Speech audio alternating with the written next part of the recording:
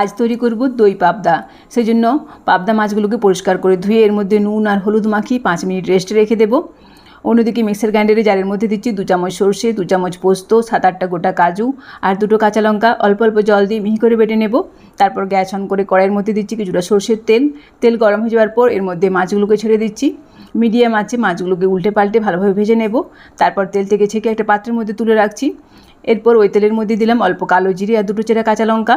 ফোড়নটা ভাজা ভাজা হয়ে যাওয়ার পর এর মধ্যে মশলার পেস্টটাকে ঢেলে দিচ্ছি। তারপর লো আঁচে মশলাটাকে কিছুক্ষণ নাড়াচাড়া করে নেব। অল্প একটু জল দিয়ে মশলাটাকে ভালোভাবে কষিয়ে নেব। এই সময় এর মধ্যে দিচ্ছি পরিমাণ মতো লবণ, অল্প হলুদের গুঁড়ো আর অল্প কাশ্মীরি লাল লঙ্কার গুঁড়ো। তারপর মশলাটাকে ভালোভাবে কষিয়ে এর মধ্যে দেবো ফেটিয়ে রাখা টক দই। মশলার সঙ্গে ভালোভাবে মিশিয়ে দেব। তারপর দেব পরিমাণ মতো গরম জল। নাড়াচাড়া করে ঝোলটাকে ভালোভাবে ফুটিয়ে নেব। এবার এর মধ্যে ভেজে রাখা মাছগুলোকে দিয়ে লো মিডিয়াম আঁচে মিনিট 5 সময় ধরে রান্না করে নিলেই তৈরি হয়ে গেল আজকের রেসিপি দই পাবদা।